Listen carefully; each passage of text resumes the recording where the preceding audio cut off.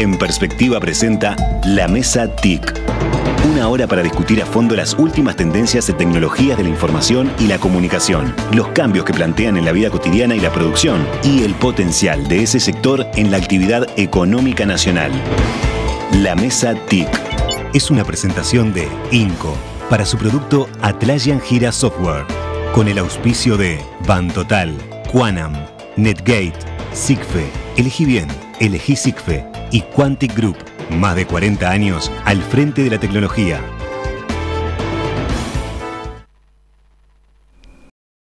El auge de las herramientas de inteligencia artificial generativa está cambiando las reglas de juego en muchos sectores de actividad, entre ellos la educación.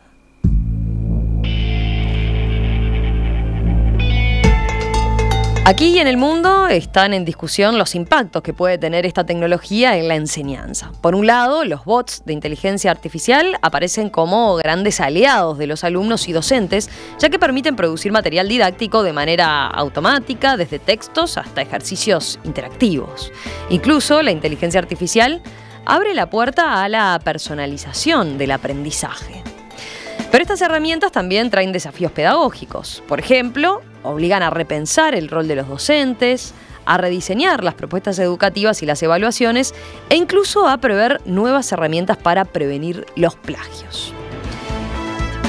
¿Qué impacto está teniendo la inteligencia artificial en la educación? ¿Qué oportunidades se abren con esta tecnología? Bueno, vamos a conversarlo en esta nueva edición de La Mesa TIC con Fiorella Jaim, que es ingeniera electricista, gerenta general de Ceibal desde 2007, docente del Instituto de Ingeniería Eléctrica de la Facultad de Ingeniería de la UDELAR. Fiorella, bienvenida. ¿Cómo estás? ¿Cómo estás? Federico Lecumberri, doctor en Ingeniería Eléctrica, profesor de Procesamiento de Señales y Machine Learning en la Facultad de Ingeniería de la Universidad de la República. También es investigador asociado en el Instituto Pasteur, Montevideo. Federico, bienvenido. ¿Cómo estás? Muchas gracias, buenos días.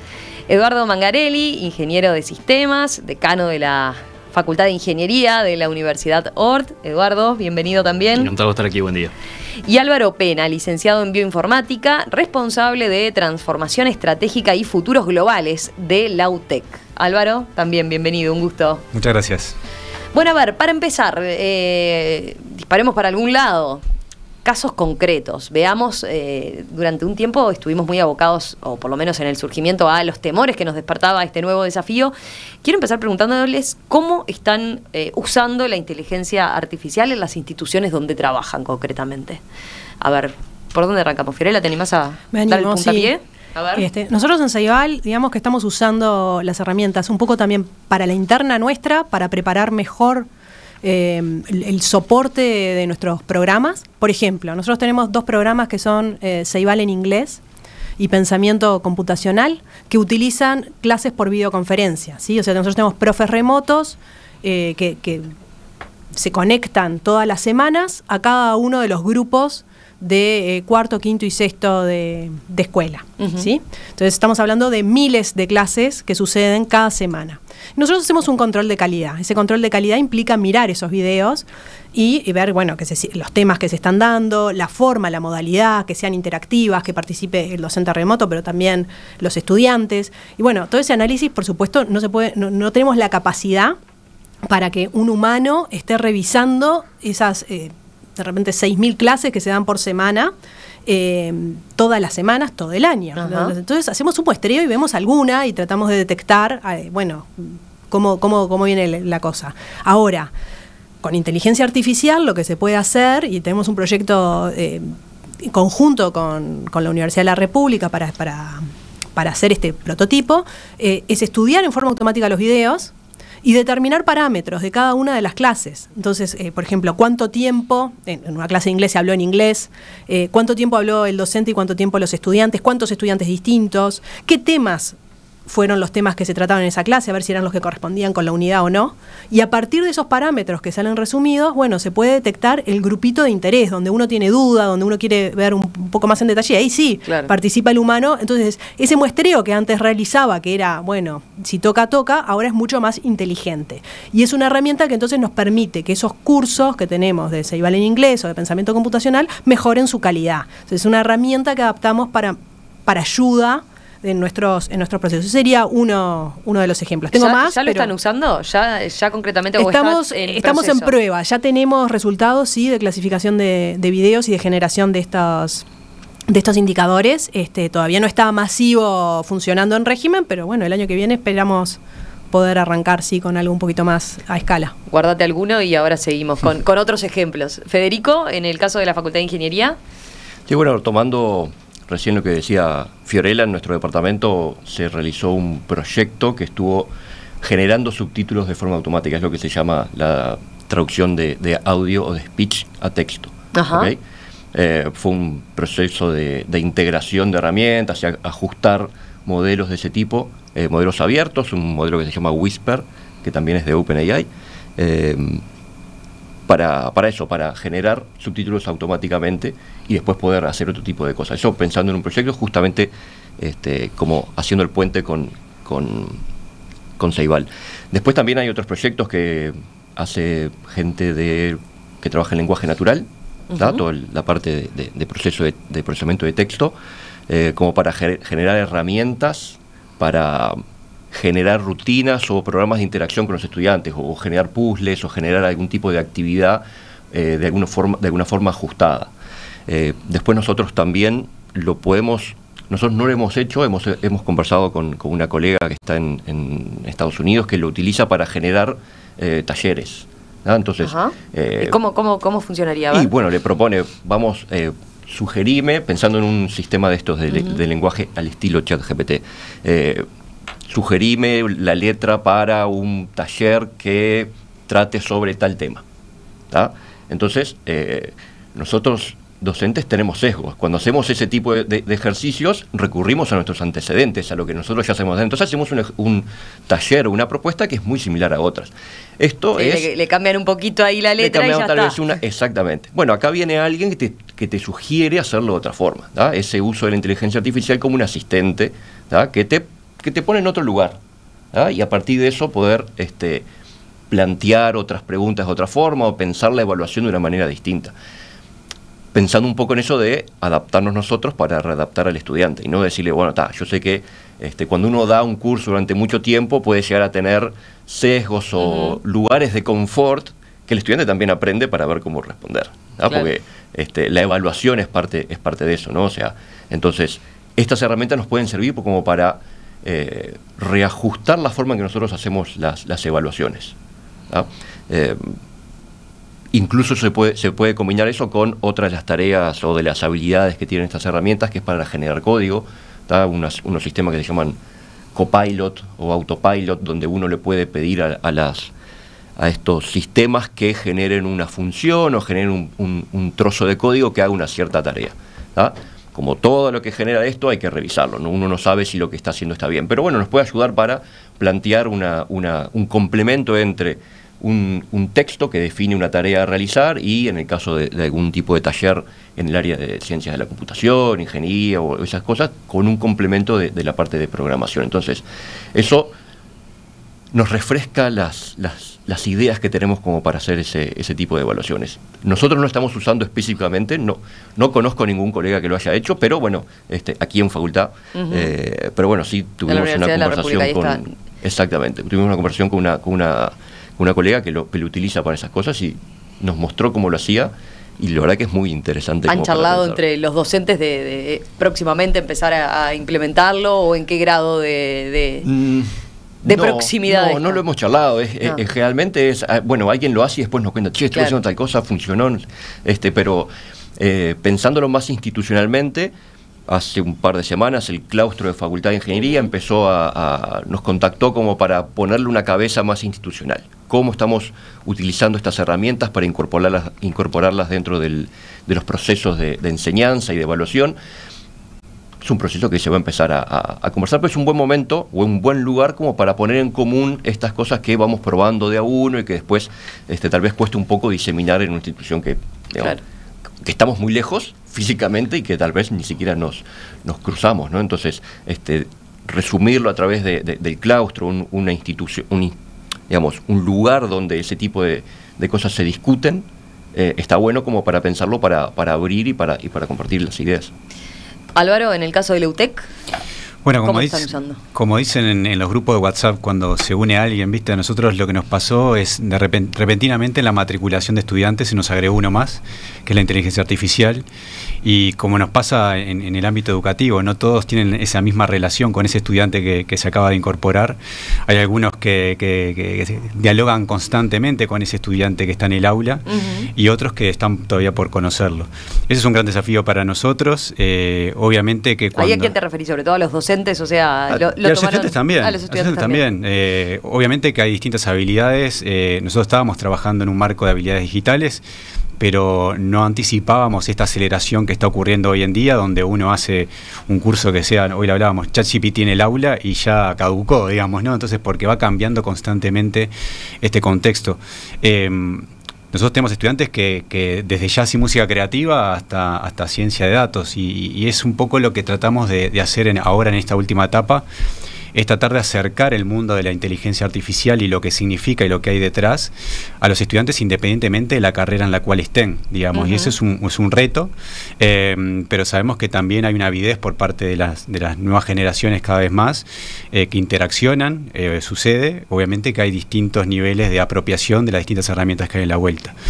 Para eso generamos una plataforma que se llama Desafío IA, en donde tratamos de que los estudiantes puedan tomar algunos retos, que sean pequeños hitos, y que obviamente tenemos que trabajar muchísimo más para lograr una mayor personalización de ese proceso, porque hay distintos puntos de partida, obviamente. Como les decía, hay estudiantes que de repente están haciendo ingeniería de datos e inteligencia artificial, que es una carrera que lanzamos y que comienza en Rivera próximamente, hasta estudiantes que están vinculados al tecnólogo en sistemas de producción lechera.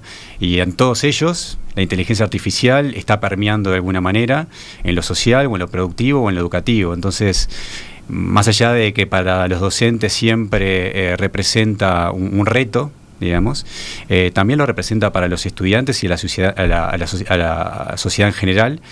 Y ahí nosotros, una cosa que hemos aprendido muchísimo también inspirados en Ceibal, es este concepto de trabajar con la ciudadanía directamente en esto del concepto de ciudadanía digital, que sabemos que es una cuestión que debemos trabajar como habilidades transversales a nivel social, para no quedarse afuera ni quedarse detrás, digamos, ¿no? Y eso involucra de alguna manera trabajar no solo con el público que está dentro de la universidad, sino también fuera. Ese es un poco el espíritu. Me genera mucha curiosidad saber qué han subido a esa plataforma, por ejemplo. Bueno, ahí sobre todo inicialmente es ese juego que hay en tratar, por ejemplo, el reconocimiento de imágenes, como a partir simplemente de la interacción con un sistema de aprendizaje muy básico, uno puede decirle, digamos, bueno, ¿qué es lo que ves? Y contame un poco qué es lo que me estás devolviendo. Y después otros sistemas más de interacción, de sacar conclusiones o análisis de textos o interpretación, que es lo que ocurre, digamos, hoy en día más habitualmente, digamos, ¿no? Hace, no sé, cuando yo era niño, de repente teníamos la enciclopedia en carta, ¿no? Entonces uno, cuando apareció, era como que todos los maestros, las maestras, los profesores ponían el grito en el cielo, porque con un clic estaban todos los mapas. Y esto pasa un poco también algo similar, digamos, ¿no? Entonces, cuando pedimos hacer un análisis de un texto, ese análisis de un texto, hoy en día la inteligencia artificial lo suele hacer en forma muy eficiente.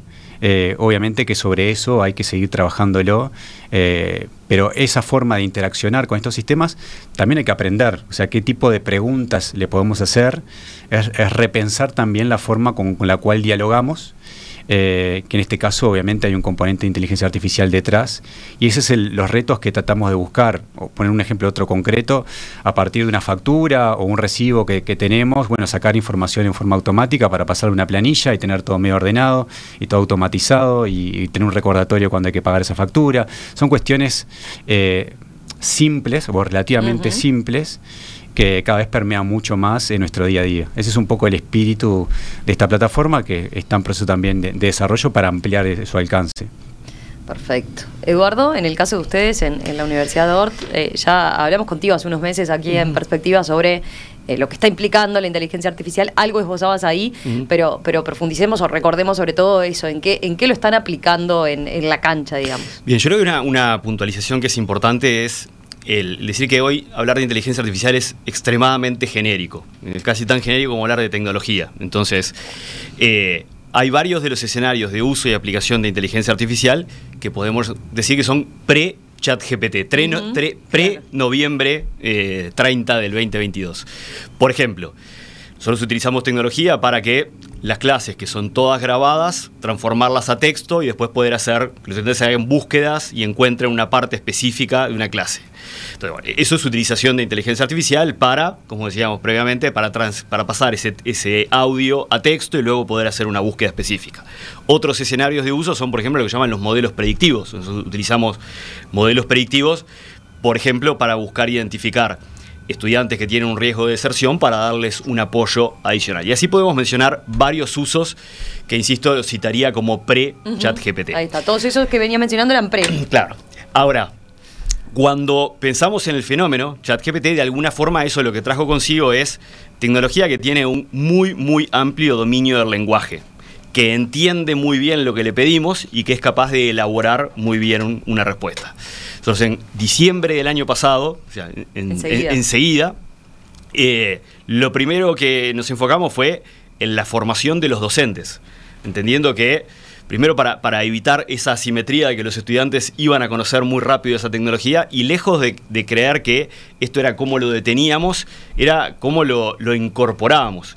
También con un entendido muy importante que es, y particularmente a nivel de la formación técnico universitaria, el hecho de que es lo que van a necesitar en su vida profesional, con lo cual no solamente es un medio en el camino de su formación, sino que también es una herramienta que necesitan poder utilizar bien y utilizar en forma responsable en su actividad profesional. Entonces, el primer enfoque fue el de formación de los docentes, inmediatamente el de proveer cuáles entendemos que son las pautas adecuadas de uso, y ahora sí, yendo a ejemplos concretos, cómo eso se transformó en ejemplos... Establecieron eso, una pauta adecuada de uso, o sea, como reglas claras para su aplicación, digamos. Exacto, desde en qué escenarios utilizarlo, cómo citarlo, la citación, es decir, de hecho fuimos bastante finos en esto, en cómo citar, por ejemplo, los prompts que se utilizan, o sea, las instrucciones que se le da al modelo, a ChatGPT, si fuese el caso, para justamente, lejos de tratar de desincentivarlo, es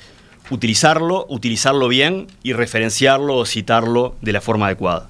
Y eso se transformó en usos concretos, como por ejemplo en el área de programación, que Federico lo comentaba previamente, hay varias tecnologías. De hecho, la tecnología de generación de código, de inteligencia artificial generativa de código, tiene bastante más tiempo que ChatGPT, pero era mucho menos conocida públicamente y no hubiera sido un tema interesante de conversación acá porque es mucho más de nicho. Pero hay una tecnología, GitHub Copilot, que tiene varios meses más de... Entonces, la incorporación de inteligencia artificial generativa para el desarrollo, la programación y la generación de código como una compañía del estudiante. Y nuevamente, ¿por qué es importante? Para su tarea, para su formación y para lo que van a utilizar. Entonces, eso desde el comienzo de este año empezamos a trabajar en esa línea, vuelvo a decir, con pautas claras. Y otro ejemplo es el de... Porque acá hay algo importante, vuelvo a hacer un comentario lateral, pero que es, esto aplica a todos los contenidos y todas las materias. Esto no es propio porque, en definitiva... No es solo ingeniería. Claro, como esto tiene que ver con todas las áreas, además de la facultad misma. Como esto tiene que ver con... Y de todas las universidades, porque esto como tiene que ver con el lenguaje, o sea, es tan llamémosle, tan potente como que todo aquello que tenga que ver con el lenguaje. Entonces, un aspecto importante es estos modelos, así se llaman, ChatGPT y otras tecnologías, para decir no es exclusivo de ChatGPT, estos modelos se pueden, lo que se llaman, instruirlos, o sea, darles instrucciones, que es decirle, a partir de ahora, comportate de cierta forma. Entonces, uno puede armar un conjunto de instrucciones, y es parte de lo que están haciendo los docentes, de armar conjunto de instrucciones para guiar ciertas tareas, y en esas instrucciones, lo que uno le puede decir al modelo es, bueno, a partir de ahora, las respuestas, siempre dame respuestas cortas y terminala con 2 repreguntas para que yo te tenga que contestar, y cuando yo te conteste, evalúame las respuestas y volveme a preguntar. Y uno, de alguna forma, con esas instrucciones lo que va guiando es un uso, y ese uso se termina transformando en una tarea práctica o en una tarea de estudio de los estudiantes. Y esa es una herramienta más que los docentes utilizan y que eso ya en forma implícita lo que lleva es a una guía adecuada de cómo utilizarlo. Podemos profundizar en otros ejemplos. Perfecto. Fiorella, ¿nos quedó algún ejemplo más del Ceibal? Bueno, sí, quería contar también un ejemplo quizás más de esto de la interacción con el lenguaje. Nosotros tenemos muchos cursos para docentes en nuestra plataforma CREA. Hay cursos que son tutoriados y que, o sea, algunos son autoasistidos, pero otros son tutoriados, donde hay interacción con seres humanos, pero a veces hay algunas consultas que vimos que se podían evacuar quizás más fácilmente. Entonces estamos usando un chatbot que está entrenado con los contenidos del curso, entonces específicamente conoce esos contenidos y bueno, y uno le puede hacer las preguntas como a ChatGPT, pero es como muy focalizado para esto. Entonces, las primeras preguntas que uno tiene dudas las puede canalizar de esta manera y deja las preguntas más difíciles para hablar con alguien de carne y hueso, digamos. Exactamente, con el experto. Entonces eso optimiza mucho el tiempo. También, por supuesto, una serie de recordatorios. Mirá que tenés la entrega en 3 días y bueno, todo eso se programa, un montón de alertas, capaz un poco como lo que hablaba Álvaro. Y bueno, y después lo otro, yo les traje para compartir el marco referencial para la enseñanza de la inteligencia artificial que presentamos hace un par de meses. Es un trabajo que hicimos, bueno, en consulta con muchísima gente. Tratamos, bueno, de ver qué era lo que se estaba haciendo en otros lugares del mundo, que fuera en consonancia con el marco competencial que tiene la ANEP y que pudiera integrarse entonces como una guía para docentes que quieren integrar prácticas en sus clases, en las distintas clases, en las distintas asignaturas de inteligencia artificial, que tengan como una especie de marco con los principios, con las dimensiones, como para poder estructurar esas prácticas. Por supuesto, también tenemos después una serie de recomendaciones sobre herramientas concretas. Esto es mucho más abstracto, es para el diseño de la actividad, pero después, bueno, herramientas concretas que se pueden utilizar, también con, bueno, cuáles son las precauciones a pensar, o las edades, o qué es lo que recomendamos, y para que puedan tener ahí todo junto. ¿Les quedó algún ejemplo más? Eduardo, vos tenías algún otro, pero... Sí, no, en nuestro caso todos los estudiantes tienen la posibilidad de elegir un conjunto de cursos o actividades que se les puede ofrecer para hacer su propia trayectoria, como los famosos cursos optativos, si se quiere, que tienen las carreras. Lo que estamos haciendo es desarrollar un algoritmo de recomendación al estilo, digamos, Netflix, sin pasar ningún chivo, de que uno pueda tener, digamos, como sugerencia algunos cursos que se pueden alinear un poco más a un determinado perfil, digamos, de interés que uno puede llegar a tener, o de culminación a partir de determinados... Mirá, y ahí cómo es, o sea, en base a cómo le ha ido al estudiante en determinadas materias. Las decisiones, o sea, los cursos anteriores que ha elegido, un poco en cuáles ha culminado, en cuáles los ha abandonado. Un poco, la idea es tratar de, obviamente, sugerir. El estudiante siempre tiene la posibilidad de elegir el que quiera, porque a veces también está bueno, como nos pasa en las películas o en la serie, ver una que de repente nada tiene que ver con lo que de repente imaginábamos que se viene, o que sabemos que está muy alineado a nuestros intereses, pero a veces facilita también el poder sugerir, mirá, hiciste esto, capaz que te puede interesar hacer este siguiente curso que puede estar alineado un poco a tus expectativas o tus intereses. Y el universo de opciones es bastante grande, entonces estamos tratando de jugar un poco con ese abanico para, bueno, también tratar de acercarnos lo más posible a esa educación personalizada y esa singularidad también que tiene cada estudiante de poder ir armando su propia trayectoria, digamos, a lo largo del tiempo. Perfecto. Eduardo, te sí, quedaba una. Otra área en la que estamos trabajando, vuelvo a decir, estos modelos uno puede entrenarlos con información propia. ¿Sí? Es lo que se llama afinar el modelo con información propia. Y para eso una de las cosas que estamos haciendo es afinando el modelo ChatGPT con información propia de procedimientos, reglamentos, etcétera, para que haya un agente inteligente que sea capaz de responder a preguntas 24/7, o sea, todo el tiempo disponible para responder a preguntas de cómo ciertas situaciones que pueden tener con lo académico, con lo administrativo, etcétera, y que pueda hacer una primer línea de respuesta rápida. Insisto, esto es una práctica interesante porque aplica a todo tipo de empresas y organizaciones. El hecho que uno puede tomar un modelo como ChatGPT e instruirlo, afinarlo con información propia, reglamentos propios, documentos propios, para que sus respuestas estén basadas específicamente en eso. Es como una sofisticación de la pregunta frecuente del consumidor, una cosa así. Por ejemplo, cuando entramos y vemos un link así, preguntas, ¿no? Claro. Frecuentes y se despliega. Exacto, combinándolo con su fenomenal capacidad de entender la pregunta, claro, y elaborar una respuesta. Y mucho más, ¿no? Con todo el background atrás. Federico, Sí, nosotros... ¿te quedaste con otro ejemplo? Sí, la detección de plagios. O sea...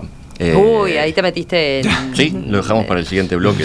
Pero bueno, el uso de software para detectar plagios o copias es algo que se hace mucho tiempo. En particular en proyectos, de vuelta volvemos al código, a la programación, ¿no? O sea, ahí hay estructuras o respuestas que cumplen dos objetivos, ¿no? El primero es generar esa habilidad. Pero bueno, esa habilidad tiene ciertos comportamientos usuales, que es lo que uno está buscando, que aprenda a programar o que aprenda a hacer ciertos fenómenos o resolver un problema con cierta metodología. Pero cuando, digamos, eso se parece demasiado a otro, entonces ahí se levantan alertas. Y cuando hay que trabajar con muchos estudiantes, bueno, entonces ahí se utilizan software para este tipo de cosas. Antes estaban más entrenados con ya cosas más específicas para buscar, bueno, nombres de variables o ciertas formas de armar ciertas estructuras. Hoy en día ya se utilizan herramientas para esto, y ahora están los software para detectar que hayan sido generados por inteligencia artificial. O sea, empieza a morderse la cola el sistema de una inteligencia artificial, un sistema para ver si lo que están entregando ha sido generado por una inteligencia artificial, que todavía no... Creo que todavía no está muy bien. Eso te iba a decir, que para dejar planteado el debate tiene un nivel de precisión bajísimo. Exactamente, le falta un rato. O sea, todavía se puede sortear sí. y efectivamente hay lugar para el plagio. El humano es mucho mejor todavía en eso, porque también conoce al estudiante, entonces sabe que este estudiante no redacta así, o no puede ser que no me haya hecho ninguna falta en este texto. Entonces ahí empezás uno a preguntarte, o el uso de la bibliografía. El uso de las referencias o las citas. Te llama la atención ahí con alguna cita. Pensemos que hay ejemplos conocidos de ChatGPT donde alucina referencias, alucina citas, o sea, genera una cita que no existe. Entonces, esto viene de ahí.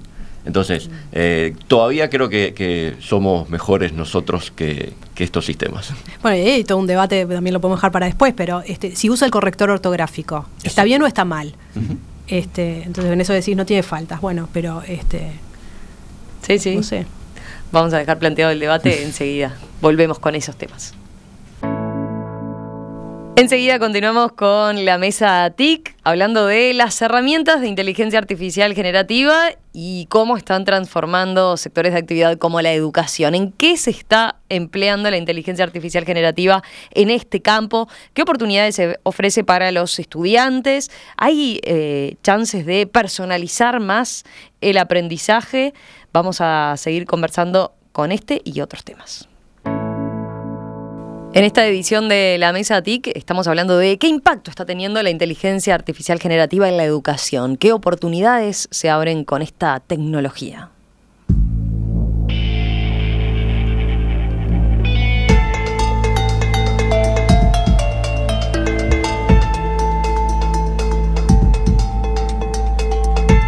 Estamos con Álvaro Pena, responsable de Transformación Estratégica y Futuros Globales de la UTEC, Eduardo Mangarelli, decano de la Facultad de Ingeniería de la Universidad Ort, Federico Lecumberri, docente en Ingeniería Eléctrica en la Facultad de Ingeniería de la Universidad de la República, investigador asociado también al Instituto Pasteur, y Fiorella Jaim, ingeniera eléctrica y gerenta general de Ceibal desde 2007, además de docente en el Instituto de Ingeniería de la UDELAR. Tenía preguntas, algunas. Ya vamos a volver con el tema plagios y demás porque nos quedamos enganchados en la tanda. Pero Agustín pregunta, a ver, ¿y cómo manejan el tema a raíz de los distintos casos que ustedes comentaban, ¿no? ¿Cómo manejan el tema de los datos personales? Si, por ejemplo, las clases son grabadas, está la voz, la cara, el nombre, etcétera, de los alumnos, ¿no? Al subirlo a la base de datos de una inteligencia artificial, ¿cómo protegemos esos datos? Si se pregunta, ¿los estudiantes firman un consentimiento respecto a esto? ¿Los padres dan ese consentimiento? No, yo capaz que aclarar porque puede ser que haya venido de mi ejemplo. Nosotros no lo subimos a ninguna base de ninguna inteligencia artificial. Nosotros el proyecto justamente fue desarrollar una herramienta propia, lo que hicimos, y eso, digamos, tanto el código como las bases como el alojamiento está en nuestros servidores de acuerdo a todas las leyes nacionales respecto a la propiedad y al tema de los datos públicos, y tenemos todos los consentimientos y toda la información al respecto y la posibilidad de ejercicio de los derechos para todas las plataformas, no solo para estas, en nuestras páginas web, y se comunica a través de cada dispositivo a estudiantes y familias, eso por supuesto. De hecho, en el marco referencial, una de las dimensiones que tenemos, que tiene que ver con la ética y con el uso de datos, trabajamos específicamente también dentro de las prácticas que hacemos de inteligencia artificial, todo lo que es el capítulo de datos personales y de la protección de los datos personales, por supuesto, sí. Perfecto. Después vamos a subir el marco referencial para la enseñanza de la inteligencia artificial, que es el que está citando Fiorella, lo subimos junto con la mesa. A ver, si vamos a beneficios para los estudiantes, ¿no? Veamos o pongamos el foco sobre todo en las oportunidades. ¿Por dónde ven esos principales beneficios pensando en el estudiante? Por ejemplo, ¿puede la inteligencia artificial personalizar la experiencia de aprendizaje? De eso se habla mucho, ¿no? Es una tendencia clara en la educación. ¿Cuánto ayuda la inteligencia artificial generativa en ese camino? Bien, yo separaría la primera respuesta en dos partes, en el sentido que un escenario es el de la utilización de modelos tipo chat GPT, donde efectivamente se puede personalizar, citando el ejemplo que mencionaba previamente, donde nosotros podemos darle instrucciones a un modelo, instruir un modelo para que se comporte de cierta forma y para que me lleve en un proceso de descubrimiento del conocimiento en pasos, y que, por ejemplo, en base a la profundidad o calidad de respuestas que yo vaya dando, vaya avanzando en el conocimiento que voy desarrollando en ese proceso, en ese chat. De hecho, se pueden hacer cosas como del estilo de a ese chat incorporar la información, como pueden ser documentos o como puede ser una parte de un libro, artículos, etcétera, para que inclusive las respuestas que me va dando están más enfocadas en el conocimiento sobre el que estoy tratando en ese momento. Esto además, cuando lo combinamos con desarrollar una característica muy importante en esto, que es la curiosidad, ¿sí?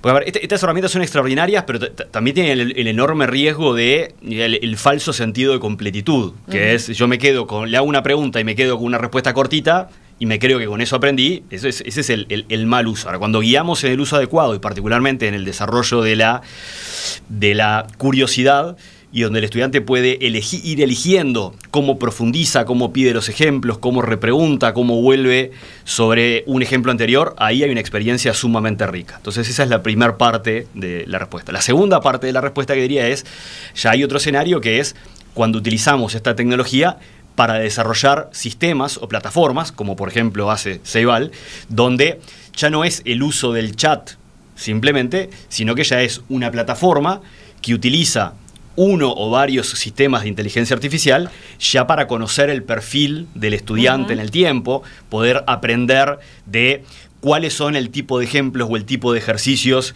que generan mayor nivel de efectividad, cuál es su velocidad de aprendizaje en diferentes áreas de conocimiento. Entonces ahí ya estamos hablando de un desarrollo específico.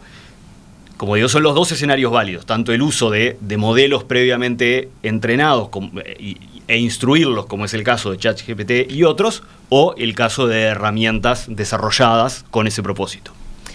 ¿Ustedes cómo lo ven? Por el lado, sobre todo capaz que este último, ¿no? De lo que describía Eduardo, conocer más, en el caso de Álvaro, ustedes con el ejemplo ese que mencionabas, utilizan esa pata, digamos, ¿no? Esa incorporación previa de detalles de conocer a ese alumno, ¿no? Sí, sobre todo lo que decía Eduardo, ¿no? La curiosidad. Y eso creo que lo vemos en todas las generaciones. Me pasa a veces con mi hija que dialoga con Alexa, digamos, ¿no? y hace preguntas, obviamente en base a la respuesta que recibe de lo que le responde, como preguntarle en marzo cuando viene Papá Noel, digamos, ¿no? Entonces hay una conversación que se genera y a partir de ahí se disparan otras curiosidades o te dice, bueno, decime cómo suena un carpincho, digamos, y el sistema dice, no sé lo que es un carpincho. Entonces, lo que me parece interesante es, creo que conecta también con nuestro lado más humano, que es el lado más interesante y como habilidad transversal que tenemos que trabajar con todos los estudiantes, que es ese pensamiento analítico, crítico, digamos, de formular preguntas que nos hace también como nuestra esencia humana, ¿no? La de poder vernos o plantearnos nuevas preguntas interesantes. Lo que me parece clave es lo que decía Eduardo, no quedarse con la primera respuesta, y eso forma parte obviamente del reto, no solo para inteligencia artificial, en la vida, con cualquier diálogo, con cualquier persona, en eso de que sobre todo los niños y las niñas nos enseñan constantemente, ¿no? con la repregunta de constante, digamos, una habilidad que nosotros sabemos manejar muy bien cuando somos muy pequeños, que después un poco vamos haciendo cada vez más compleja esa pregunta y hace que descartemos otras. Entonces ahí creo que hay un enorme potencial en lo que tiene que ver la experiencia de aprendizaje, no solo dentro del aula, sino también fuera, volviendo siempre a ese punto, porque esto trasciende, ya permeó a todos lados, ¿no? Entonces es como nos invita, de alguna manera, es una gran oportunidad para que conectemos con esa esencia de repreguntar constantemente sobre el ida y vuelta, ¿no? Como una especie de debate, una habilidad de debate que tenemos que potenciar enormemente, eso ni que hablar. Federico y Fiorella. Sí, estaba pensando mientras hablaba Álvaro y Eduardo, digo, coincido con lo que plantean ellos, con esta disponibilidad de esta herramienta nueva, que digamos, nos acerca aún más una cantidad de información que ya antes estaba disponible, pero que nos era más difícil de acceder y de llegar a ella, ¿no? Entonces, creo que algo en que debemos trabajar nosotros, en la parte de educación, es enseñar a utilizar esta herramienta bien, digamos, ¿no? O sea, porque, no sé, hace algunas décadas uno se planteaba, que sepa manejar una computadora, ¿tá? Eso ya no nos planteamos, o sea, es casi algo universal, más con Plan Ceibal nosotros aquí en Uruguay, ¿no? O sea, el manejo informático y vivir en el mundo digital es algo que ya más o menos está cubierto. Bueno, ahora hay una nueva tecnología, ¿tá? Álvaro hablaba de la Encarta, ¿tá? Antes de la Encarta estaba la biblioteca papel, ¿tá? O sea, la enciclopedia de papel, y uno iba y ahí estaba escrito hacía décadas tal vez eso en el papel, y es lo que nosotros consultábamos. Y teníamos una forma de aprender, dado que ese era un recurso que teníamos. Ahora tenemos otros recursos, tenemos que ajustar nuestra forma de aprender, y para eso creo que es importante agregar, y está en el marco referencial de Ceibal, el ser crítico con lo que nos ofrecen estos sistemas, ¿tá? Entonces, de alguna forma es aprender a utilizar estos sistemas, ¿tá? Y que justamente pueden potenciar eso de la curiosidad, ¿ok? El no me quedo con la primera respuesta, voy a buscar otras, y también nos plantea un desafío, que es a qué sistema de inteligencia artificial estamos haciendo esto, porque los sistemas estos son entrenados, ya sabemos lo costosos que son, los datos con los que se los entrena, los sesgos que pueden llegar a tener, o sea, no cualquiera entrena un sistema de este tipo, sí lo puede ajustar, ¿ok? Pero entonces también hay una cosa que desde el punto de vista de educación nos plantea una cantidad de desafíos para poder incorporar estas herramientas. Que las vamos a incorporar, no hay vuelta, como incorporamos Wikipedia, como incorporamos otra cantidad de cosas. La existencia de esas herramientas nos plantean desafíos para utilizarlo, y también lo podemos utilizar a nuestro favor nosotros los docentes. Por ejemplo, cuando hacemos la selección de un conjunto de texto para incluir en la bibliografía de un curso, ¿ah? Ponemos nuestro sesgo, ¿ah? Entonces, bueno, tal vez podemos utilizar estas herramientas para elegir tal vez en ingeniería no es el ejemplo, porque, digamos, al ser una ciencia más exacta, los resultados pueden estar en cualquier libro, pero si uno quiere estudiar algo más del área humanística, de la historia, bueno, consultar diferentes referencias. Si uno sesga en la elección de los textos, puede estar también sesgando el aprendizaje que puede hacer la persona y la crítica que tiene eso que se está estudiando, ¿no? Entonces, también creo que en ese sentido nos puede plantear o abrir posibilidades para encontrar otros sesgos.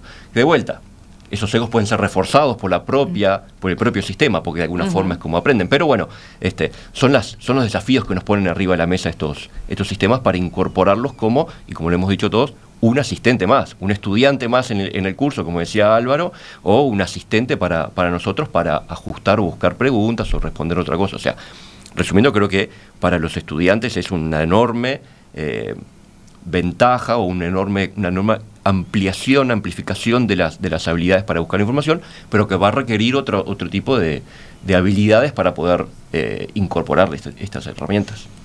Fiorella. Sí, bueno, yo para no repetir quería comentar capaz con el gran interés que tienen los docentes por estos temas. Nosotros hemos lanzado algunos cursos este año y distintas actividades y propuestas para trabajar, de distintas formas. También tuvimos una feria de experiencias y entre estas actividades tenemos más de 1000 docentes que han estado participando este año, ya sea de una modalidad u otra, más acompañada o más puntual, lo que muestra ese interés que tienen, ¿no?, por ayornarse y por incorporar estas cursos herramientas. Específicamente sobre inteligencia artificial. Sí. Sí, en el último curso tuvimos 606 inscriptos y el sábado pasado tuvimos un taller con 100 docentes. O sea, ese es un tema que está permanentemente en la agenda de los docentes. Tuvimos una semana de la inteligencia artificial donde estudiantes de formación docente y docentes mandaron pósters con qué es lo que estaban haciendo y contando qué era lo que estaban haciendo en el aula, y la verdad que hay propuestas súper interesantes en todo el país, y creo que que es justamente el camino, ¿no? El prepararse, el ver un poco esto. ¿Ahí te acordás de alguna así que valga la pena mencionar? Había una en 33 que estaba muy buena, que era con las placas microbit, que habían hecho, que era una profe de matemática y profe de biología, y le daban hacían preguntas, también era para demostrar teoremas, creo, si no me estoy confundiendo con otro, pero había uno que era como para hacer la demostración de problemas, iban interactuando con ChatGPT, y en la microbit les iba dando también señales de qué estaba pasando, que no, había un montón de experiencias, pero creo que ahí lo interesante es eso, ¿no? Que se está empezando a ver por parte de los docentes también qué es inteligencia artificial, porque también hay mucho en este momento que digo, con el boom de ChatGPT, de la inteligencia artificial y todo, hay mucha cosa que en realidad no es inteligencia artificial, igual está vamos arriba. Una cosa que creo que la estamos manejando todos en forma implícita, pero es importante comentarla, es estos sistemas, estos modelos de lenguaje se equivocan. Entonces, técnicamente le llamamos alucinaciones, y hay veces en las cuales, por ciertas circunstancias, crean respuestas que no son correctas. Entonces ahí la importancia, y particularmente en nuestro ámbito de la educación, el refuerzo del sentido crítico y de que toda respuesta que es dada tiene que ser sujeta de validación. O sea, el hecho de me lo respondió ChatGPT o me lo respondió el que sea, no es suficientemente válido. Entonces, estos sistemas por diseño, hay momentos en los cuales inventan. Cuanto más sofisticado el modelo, menor es el qué tanto inventa. Pero es bien importante tener presente eso, y uno puede reducir eso. O sea, cuando uno le dice restringite a cierta información o le da piezas de información, como por ejemplo documentos, y le dice basate específicamente en esto, uno tiene muchas técnicas por las cuales se puede reducir. Pero es siempre importante tener presente que, por definición, estos modelos, por la forma en la que están hechos, inventan, y que el sentido crítico y la validación es extremadamente importante. Hablemos ahora yo les preguntaba recién los beneficios para los estudiantes, los beneficios para los docentes. A ver, estamos hablando de realmente replantearse muchas cosas de cómo los docentes llevan a cabo la enseñanza, ¿no? Ustedes dicen, esto es acompañar incluso a incorporar esta nueva herramienta. Ahora, si pensamos en cuestiones así concretas, por ejemplo, y dado que ustedes siguen la discusión incluso a nivel internacional de lo que se está discutiendo en el mundo en este tema, ¿es posible que en un futuro, no sé, la corrección, la evaluación se haga por inteligencia artificial, y que esto, plantee todo un debate, ¿no?, de cómo, hasta qué punto se puede llegar? ¿De qué forma se tiene que tener en cuenta esos elementos a la hora de pensarse como docente? Ahora, yo sí que El día que le entiendan la letra a los estudiantes. Ahí abandono te todo. soluciona. Mira, yo separaría en tres partes. Creo que hay una primera parte que es estas herramientas de un tema específico, o sea, nos enfocamos en un tema, tienen la capacidad de generar una enorme variabilidad de opciones. Por ejemplo, para decir, bueno, planteame un ejercicio de tales y tales características para tal tema, y es una fenomenal herramienta de inspiración para el docente, porque nuevamente puede armar una diversidad y variabilidad de opciones que eventualmente, y eso no va a hacer que el docente tome tal cual, pero es una fuente de inspiración, insisto, desde preguntas múltiple opción, donde, un ejemplo que yo uso a menudo es, tú le puedes decir de un tema específico, armame 50 preguntas múltiple opción, con una correcta, 4 incorrectas, y vas a tener un conjunto tan grande como quieras. Entonces es una excelente herramienta, como decíamos, de amplificación y de inspiración para el docente. Punto número 1. Punto número 2 es una herramienta que efectivamente se podría utilizar como una primer fase de corrección, donde yo instruir, como citaba previamente, a un modelo para decir, bueno, lo que yo te dé ahora, corregilo desde tales y tales perspectivas, y dame, bueno, eso perfectamente, eso es realizable hoy, instruyendo, primero tomándose el trabajo de instruir correctamente al modelo y dándole la tarea específica para que haga esa corrección. Y el tercer aspecto que creo que es muy, pero muy importante desde el punto de vista de la corrección es para aquellas, dejemos de lado por un minuto lo que puede ser una prueba escrita tipo parcial o tipo examen, pero para aquellas tareas que el docente se tiene que llevar y volver con un resultado, tenemos que partir de la base que lo van a utilizar. Y el cambio de la evaluación tiene que ser partiendo de la base que lo van a utilizar, no tratando de que no lo use, no, es guiando el uso adecuado y partiendo de la base, con lo cual Ya no tenemos predispuesto a algo negativo que me van a estar intentando plagiar, sino claro, sabiendo que van a usar, que es una herramienta más que tienen. Claro, entonces, ¿cómo cambiamos y qué aspectos evaluamos, ya sea desde el proceso de razonamiento, del proceso de construcción, del descubrimiento del conocimiento, cómo replanteamos las evaluaciones, insisto, partiendo de la base que lo van a utilizar? Además también pasa con esto que decía Eduardo, que uno tiende a ser mucho más abierto con la inteligencia artificial que con sus propios colegas. Es decir, a la hora de hacer el diseño curricular, digamos, uno esperaría que el docente vaya y le diga a otro, che, Eduardo, a ver qué te parece, cómo lo ves, qué me faltó acá, cómo ves esta dinámica. Eso a veces pasa, pero a veces no sucede. Pero con la inteligencia artificial se da de manera muy abierta. Nosotros estamos mucho más disponibles o predispuestos a que la inteligencia artificial nos diga, che, mirá que te comiste este tema que es fundamental en esta A que unidad venga el curricular. colega de la clase de al lado Exacto. lo diga, ¿no? Entonces, en eso permite, como bien decía Eduardo, creo que contribuye también a asistir al docente, incluso para probar las dinámicas. ¿Dónde pensás que esto puede ser más confuso, que no quede tan claro? Y eso retroalimenta esa experiencia docente. Con respecto a la evaluación, digamos, ni que hablar, que ahí creo que también vuelve a conectar con nuestra esencia como docentes, que es evaluar siempre considerando un proceso educativo y no un resultado educativo.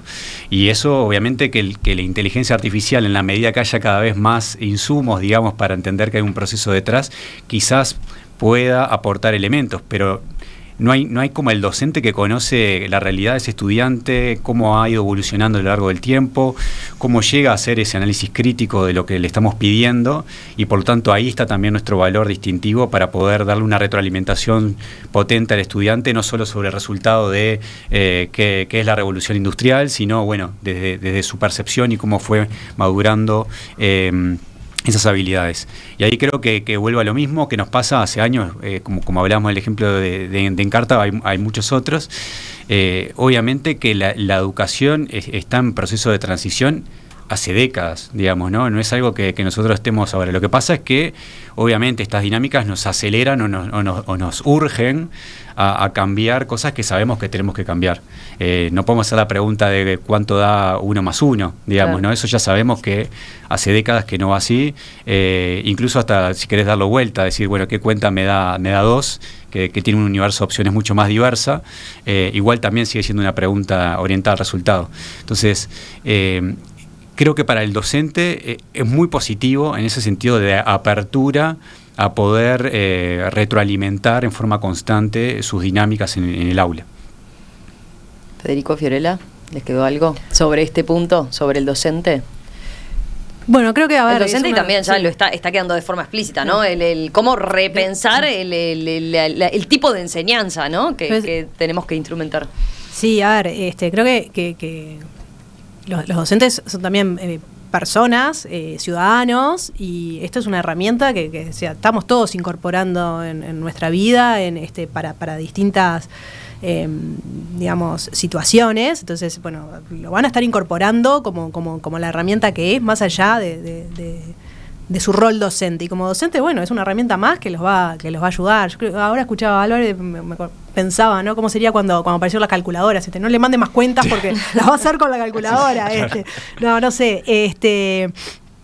Creo que, bueno, eso está bien, sí, son ciclos. En realidad, los docentes lo que buscan, y más ahora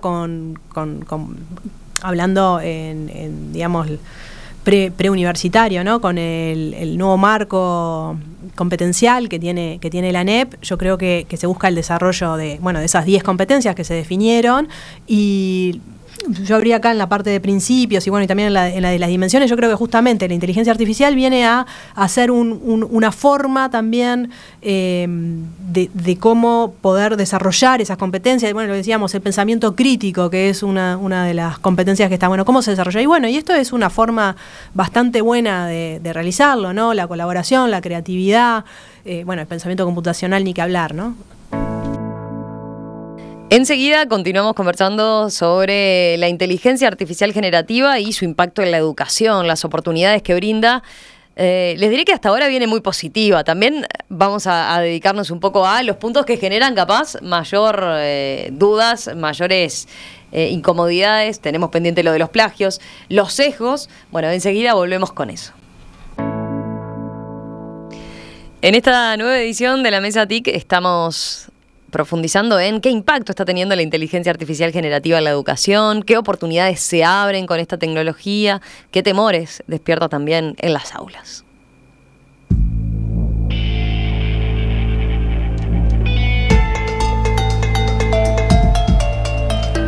Nos acompañan Fiorella Jaín, Federico Lecumberri, Eduardo Mangarelli, Álvaro Pena.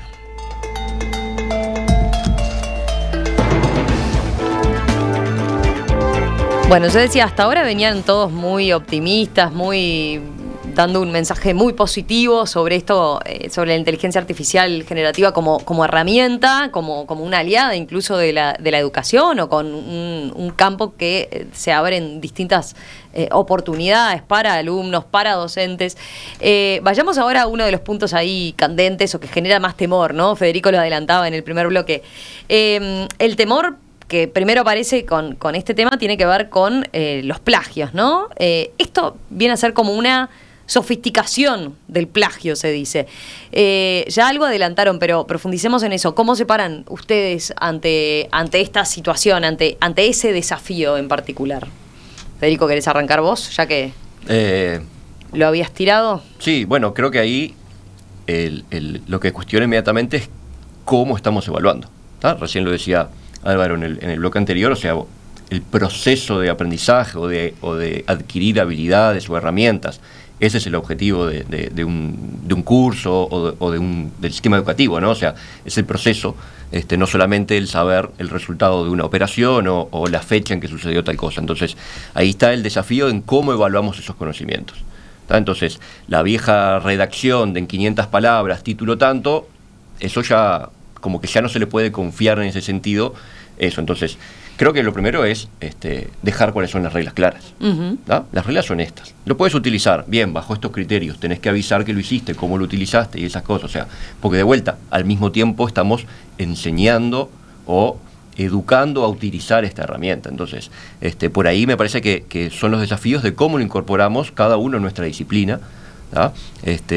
Pero bueno, obviamente, somos humanos, lo primero es temor, viene algo nuevo, nos cambia, nos saca de nuestro lugar de confort, entonces surge esto y inmediatamente surge también la posibilidad de usarlo para encontrar algún camino más corto para resolver alguna tarea.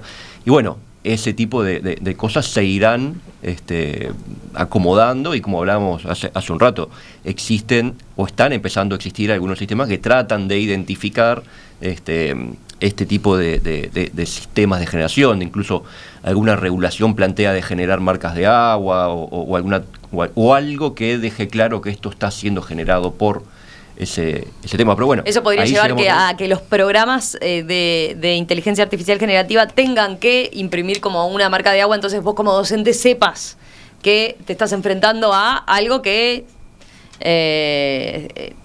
utilizó, claro. tiene esa trazabilidad, digamos. Sí. Yo ahí, para no coincidir en todo, en esa creo que es una carrera que se va a correr siempre de atrás. Es decir, porque los sistemas no solamente cada vez son más efectivos, sino que cada vez más vamos a poder correr esos grandes modelos de lenguaje, correr versiones más chicas en nuestros propios PCs, con lo cual vamos a poder definir si queremos que tengan la marca de agua o no.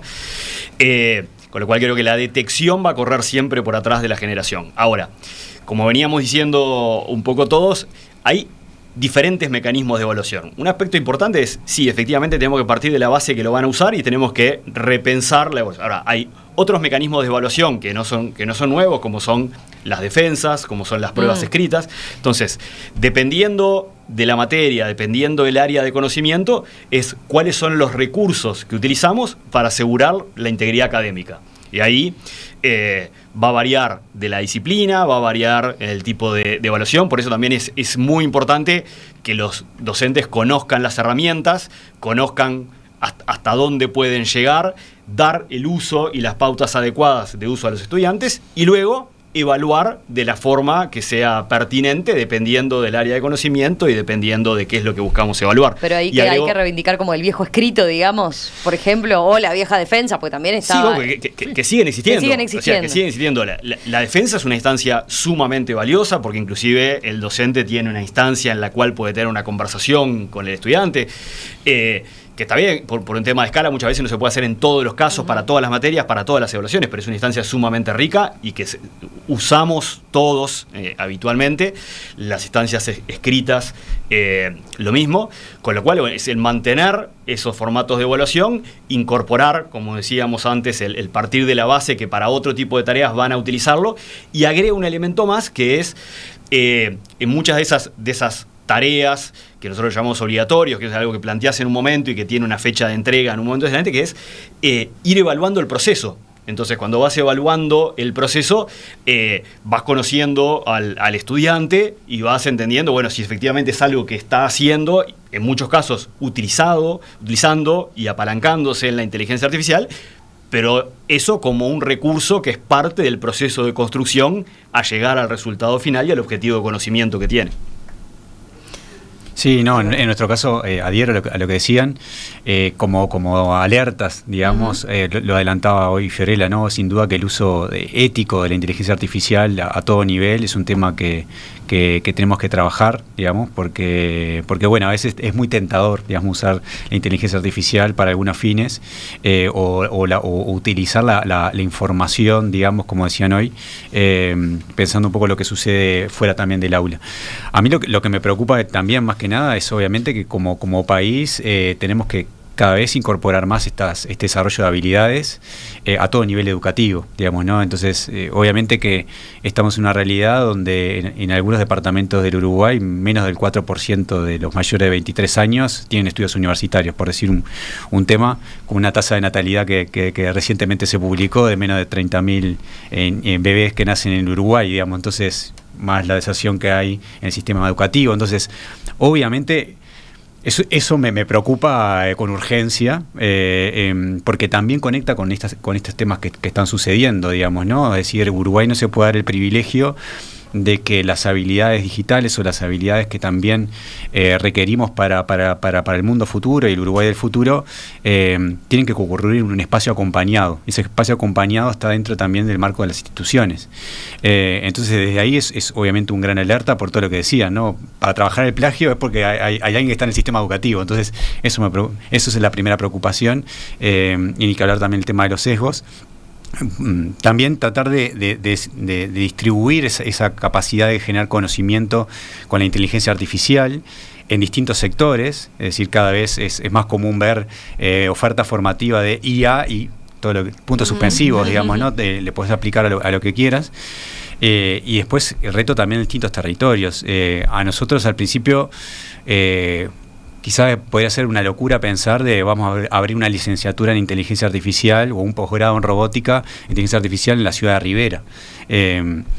Pero lo estamos haciendo porque realmente se puede generar un contexto en la medida que la política pública y todo el sistema nacional acompañe, obviamente con otros aliados. Está la FUR como una universidad muy reconocida en Brasil, o Rafaela en Argentina. Pero eso también es el riesgo que tiene que asumir la política pública ante un desafío enorme que tenemos como país, en donde nadie puede quedar afuera.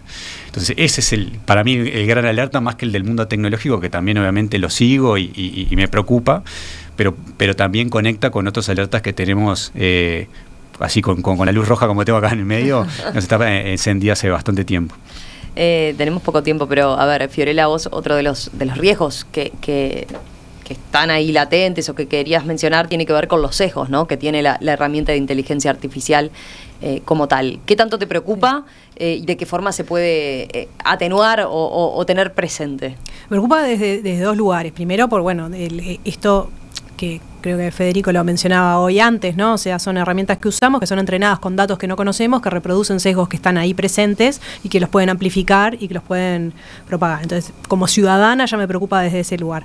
Pero por otro lado me preocupa pensando en el sistema educativo y en cómo los chiquilines captan esa situación y, digamos, salimos de eso de que ChatGPT es magia, o bueno, a veces Internet es magia, ¿no? Entonces, que llegan a conocer y a comprender realmente cómo funcionan estos sistemas. Entonces, a mí yo te decía que quería dar un ejemplo de una actividad que nosotros hacemos en pensamiento computacional, que está incorporada en el tercer año de pensamiento computacional, para los que están ya en sexto de escuela y tuvieron los 3 años del programa, donde ellos tienen un modelito en Teachable AI que entrenan con imágenes, ¿sabes? Con imágenes, y van clasificando en tipo de animales. Entonces tienen las mascotas de apartamento, las mascotas de jardín y las de granja. Y van clasificando las imágenes, bueno, lo entrenan y después le ponen imágenes de prueba. Y va clasificando bárbaro hasta que de repente le ponen la foto de una vaca que dice que es una mascota de apartamento. Y ahí empiezan a decir, bueno, ¿por qué? Y cuando empiezan a revisar para atrás, ven que en las fotos que habían usado para entrenar, todas las mascotas de apartamento eran marrones y la vaca que le habían puesto era marrón.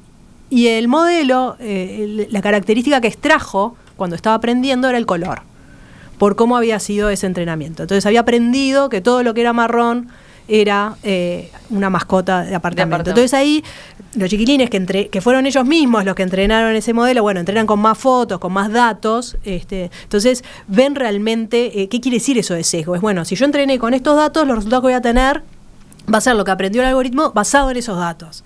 Y creo que es una forma muy, muy práctica de ver eso que a veces decimos, bueno, los datos tienen sesgos. Bueno, ¿qué quiere decir los datos tienen sesgos? Sí, es esto.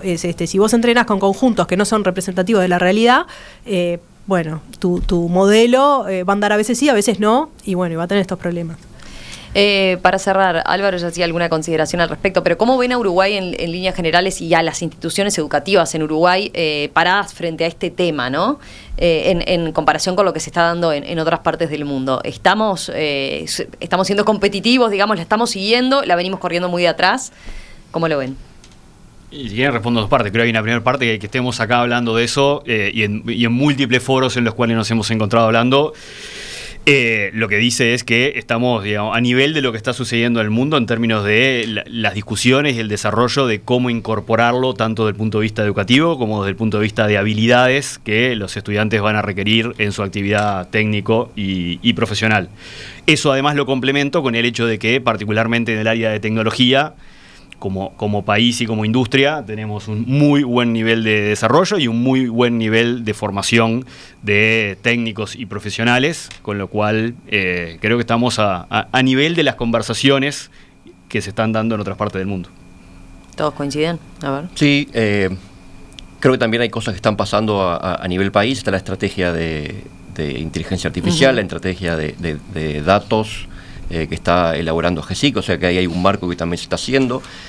Nosotros desde el Centro CICADA, el Centro Interdisciplinario en Ciencia de Datos de Aprendizaje Automático, hicimos un seminario junto con ANEP, donde hicimos 6, 7 charlas, no me acuerdo ahora cuántas fueron, del tema inteligencia artificial para profesores de ANEP.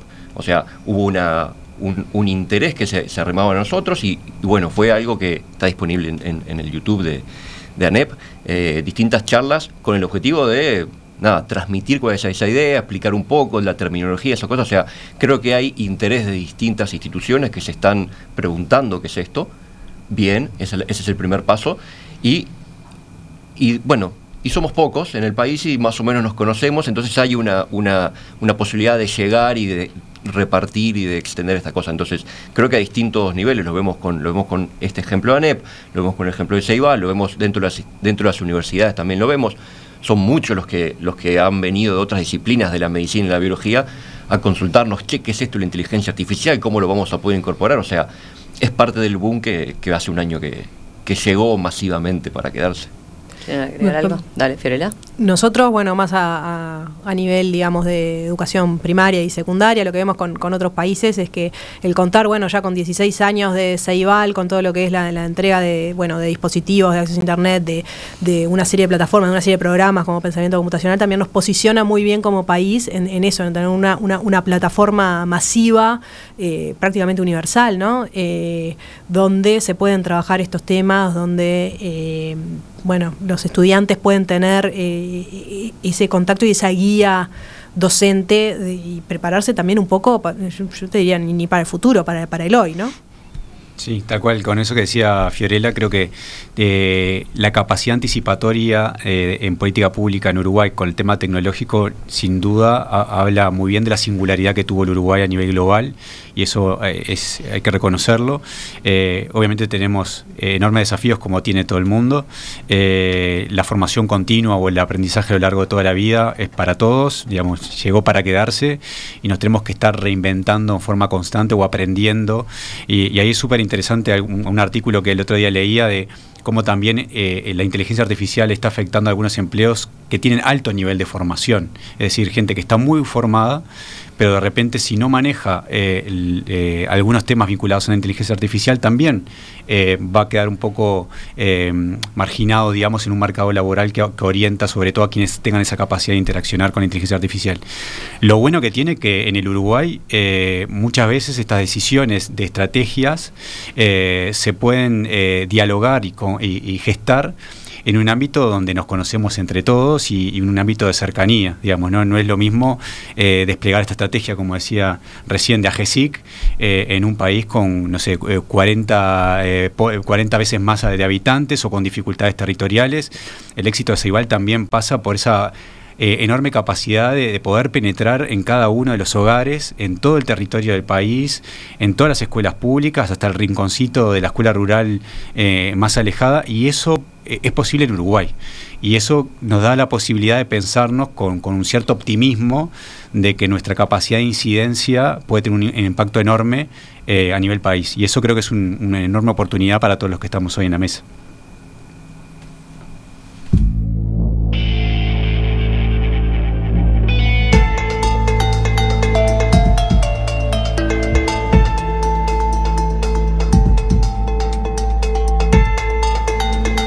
Fiorella Jaim, Federico Lecumberri, Eduardo Mangarelli, Álvaro Pena, gracias, gracias a los cuatro por esta actualización, por esta puesta a punto de cómo está la inteligencia artificial en el rubro educación, los desafíos, las oportunidades, pero sin duda vale la pena seguirlo de cerca porque esto está cambiando permanentemente, como ustedes dicen, y vale la pena seguir estos procesos y este ayornamiento, así que volvemos a conversar en cualquier momento. ¿Les parece? Bueno, muchas gracias. Gracias.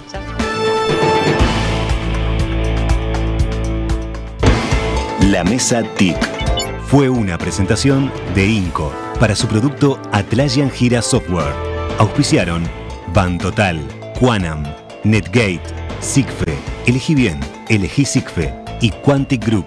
Más de 40 años al frente de la tecnología.